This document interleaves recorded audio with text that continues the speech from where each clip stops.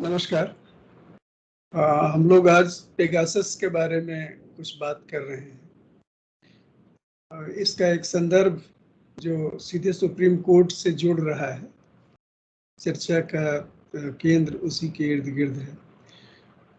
भारत के मुख्य न्यायाधीश एन.वी. रमन्ना ने अभी हाल ही में कहा कि भारत में लोग जानते हैं न्यायपालिका उनके साथ है। यह केवल उनकी किसी खास मौके पर कही हुई मौखिक बात नहीं है। पदभार ग्रहण करने के बाद से अभी तक की छोटी सी अवधि में उनके कई फैसले इसकी पुष्टि करते हैं। सरकार लोगों से वैक्सीन के बदले में भारी पैसे वसूलने की नीति घोषित कर चुकी थी। सुप्रीम कोर्ट की पहल पर उसे नीतिगत रूप से मुफ्त वैक्सीनेशन के लिए राजी होना पड़ा। ऐसे ही जस्टिस रमन्ना के आने के बाद से मोदी सरकार के कुछ और मनमाने फैसलों पर लगाम लगी है। लेकिन अभी भारतीय न्यायपालिका के सामने असल चुनौती देश में इजरायली जासूसी सॉफ्टवेयर पेगासस और अन्य महंगी युक्तियों के जरिए जारी डिजिटल षड्यंत्र हैं। इन्होंने न केवल लोगों की निजता के अधिकार को समाप्त किया है, बल्कि कई लोगों के लिए जीवन का अधिकार भी इनके कारण संकट में पड़ गया है। ऐसा हम क्यों कह रहे हैं, यह बात आगे और स्पष्ट की जाएगी। इनकी जांच पड़ताल करके शक्तिशाली दोषियों को दंडित करना और ऐसी साजिशों को रोकने की व्यवस्था बनाना जुडिशरी के सामने सबसे बड़ी चुनौती है। यह काम उसे सुओ मोटो यानी अपनी पहल पर करना चाहिए। विपक्ष की ओर से संसद में इस मसले पर कार्य स्थगन प्रस्ताव लाए गए हैं। अकाली दल भी ले आया, कांग्रेस भी ले आई, तृणमूल भी ले आई, अलग अलग नजरिए से। मोदी सरकार ने पिछले 7 वर्षों के अपने इतिहास में ऐसे प्रस्तावों को कोई तवज्जो नहीं दी है। फिर भी अगर मान लें कि सरकार इस मामले में दबाव में आ जाएगी और इसकी कारगर जांच के लिए मान जाएगी, तो भी इंतजार करना ठीक नहीं है। अच्छा यही होगा कि सुप्रीम कोर्ट पेगासस मामले में सत्ता पक्ष और विपक्ष को उसके हाल पर छोड़ दे और अपनी पहल पर सुओ मोटो इसका नोटिस लेते हुए अपनी देखरेख में इसके सारे पहलुओं की जांच कराए। अभी पूरी दुनिया में पेगासस की गतिविधियों को लेकर हाहाकार मचा हुआ है। फ्रांस जैसे पुराने लोकतांत्रिक देश के राष्ट्रपति का नाम भी इससे की गई जासूसी की जद में आया है। लेकिन भारत में सत्तारूढ़ दल की प्रतिक्रिया इस जासूसी कांड को सामने लाने वाली संस्थाओं एमनेस्टी इंटरनेशनल और फॉरबिडन स्टोरीज के ही खिलाफ नजर आई है। विश्व मानवाधिकार संगठन एमनेस्टी इंटरनेशनल की गतिविधियां भारत में पहले से ही बंद हैं। फिर भी असम के मुख्यमंत्री और बीजेपी नेता हिमंत बिश्व शर्मा ने देश में इसे पूरी तरह प्रतिबंधित करने की मांग की है। ऐसा लगता है कि सरकार की योजना इस मसले पर कम से कम चर्चा करने, इसे राहुल गांधी बनाम मोदी जैसे व्यक्तित्वों के टकराव में समेट देने और फिर धीरे धीरे इसे चर्चा से बाहर कर देने की है। ऐसा वो कई बार कर चुकी है। 2016 में पनामा पेपर्स और 2017 में पैराडाइज पेपर्स के मामले में उसने ठीक यही किया था, जिनसे और देशों के अलावा भारत के भी काले धन के कुछ बड़े जमाखोरों के नाम सामने आए थे। जैसा कि हम लोग जानते हैं कि पाकिस्तान में पनामा पेपर्स के सामने आने से सत्ता गई, भारत में कुछ नहीं बिगड़ा, रत्ती भर भी नहीं, बात पूरी तरह से गायब हो गई। अभी 2 साल पहले पेगासस का मामला एक बार सामने आया था। लोग जानते थे कि ये सब चीज हो रहा है, लेकिन उससे भी सरकार ने यही तरीका अपनाया और उसको साफ गटक गई। धीरे धीरे करके उसको विस्मृत के दायरे में डाल देना। मीडिया अगर आपकी जेब में है तो यह करने में कोई दिक्कत नहीं होती। कुछ उसी तरह का काम यह इस बार भी करने जा रही है। लेकिन एक लोकतांत्रिक समाज के रूप में भारत के भविष्य के लिए यह कितना खतरनाक है, इसका अंदाजा भारत के मुख्य न्यायाधीश को जरूर होगा। पेगासस और अन्य डिजिटल षड्यंत्रों को अगर हम जीवन के अधिकार से जुड़ा मसला कह रहे हैं तो इसकी एक ठोस वजह है।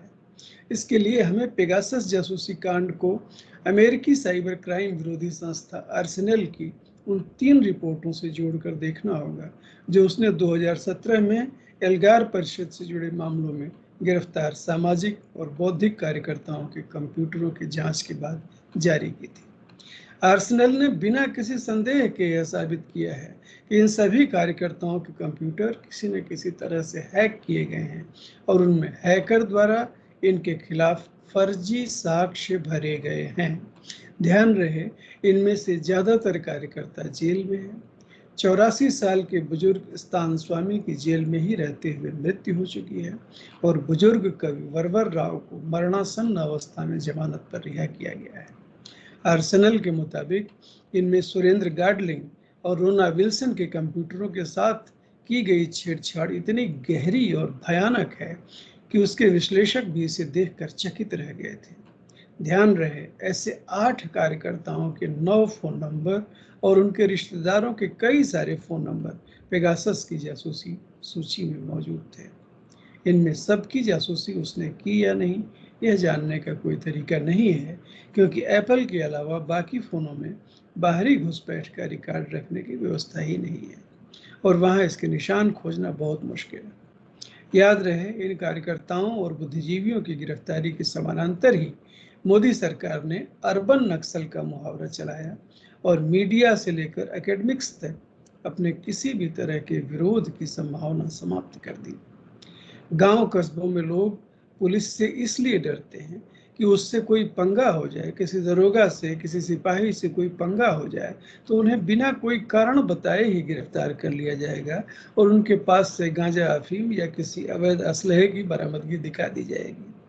अभी पेगासस और अन्य डिजिटल षड्यंत्रों के मामले जिस तरह सामने आ रहे हैं, उससे लगता है कि किसी भी इंसान को, चाहे वो कितना पढ़ा लिखा महत्वपूर्ण पद पर क्यों ना हो, उसको राजद्रोह और unlawful activities prevention act UAPA में गिरफ्तार किया जा सकता है और उसके फोन या कंप्यूटर से ही उसके खिलाफ ऐसे सबूत जुटाए जा सकते हैं जो जिंदगी भर उसकी रिहाई नहीं होने देंगे।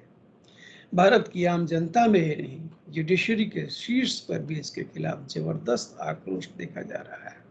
सुप्रीम कोर्ट के 2 पूर्व न्यायाधीशों दीपक गुप्ता और आफ्ताब आलम ने हाल में राजद्रोह और यूएपीए जैसे कानूनों के खिलाफ सख्त टिप्पणियां की हैं। जस्टिस दीपक गुप्ता ने तो 2 दिन पहले यहां तक कह दिया कि क्या हम इंसान नहीं रह गए हैं? क्या हमने मानवता का पूरा स्पर्श ही खो दिया है? क्या हम एक पुलिस राज्य की ओर बढ़ रहे हैं? हकीकत तो अभी यह जान पड़ती है कि हम पुलिस राज्य से भी ज्यादा खतरनाक किसी और व्यवस्था की ओर बढ़ रहे हैं। 1920 और 30 के दशक में यूरोप के कुछ छोटे देशों में, लिथुआनिया वगैरह में, पुलिस राज्य बन जाने की बात कही जाती रही है, जिससे मुक्ति के लिए वहाँ की जनता को बड़ी लड़ाइयाँ लड़नी पड़ी और कुछ जगह सर्वनाशी स्थितियों से होकर गुजरना पड़ा। लेकिन वहाँ भी सर्वोच्च न्यायालय के न्यायाधीशों की जासूसी कराने का कोई ब्यौरा अब तक मुझे नहीं देखने को मिला। हमारे यहाँ तो पेगासस की जासूसी वाली सूची में विपक्षी नेताओं, सरकार के 2 मौजूदा मंत्रियों, उद्यमियों और शीर्ष नौकरशाहों के अलावा सुप्रीम कोर्ट के एक माननीय न्यायाधीश का नाम भी मौजूद है। गनीमत है कि इनमें से किसी के फोन या कंप्यूटर में राजद्रोह साबित करने वाले दस्तावेज बाहर से डाले जाने की कोई सूचना अभी तक नहीं आई है।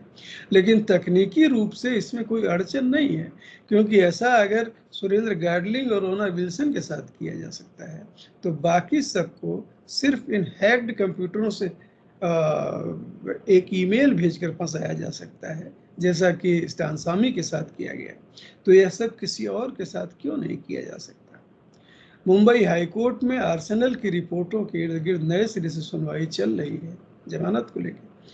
पेगासस प्रकरण में जांच आगे बढ़ने पर सुप्रीम कोर्ट इसे बड़ी समस्या के एक पहलू की तरह देख सकता है। खुद देश की सरकार का ऐसे किसी संदेह के दायरे में आना और भी बुरी बात है। इसलिए अच्छा होता कि मामला उजागर होते ही इसकी न्यायिक जांच के आदेश दे दिए जाते। खुद सरकार पर लोग शक करें कि कोई चीज रख के पकड़वा देगी और उसके बाद छोड़ेगी नहीं, ये तो बहुत ही खतरनाक बात है। और इससे ज्यादा एक लोकतंत्र की अवमानना और क्या हो सकती है? लेकिन न्यायिक जांच के आदेश सरकार अपनी पहल पर देती है, वह तो बहुत दूर की बात है। जैसी स्थितियां हैं उनमें लीपापोती और विस्मृत के षड्यंत्र के अलावा और कोई संभावना दूर दूर तक नजर नहीं आ रही है। लिहाजा जो भी करना है सुप्रीम कोर्ट को भी करना है। सच्चाई यह है कि पेगासस का हमला और अन्य डिजिटल षड्यंत्र भारत के संवैधानिक ढांचे को और उसके रखवाले सुप्रीम कोर्ट को सीधी चुनौती देने जैसे हैं। देश ने जस्टिस एन.वी. रमन्ना की हर बात पर भरोसा करना शुरू कर दिया है। क्या वे इस मामले में सुओ मोटो जांच के आदेश जारी करके इस भरोसे को और मजबूती दे सकेंगे?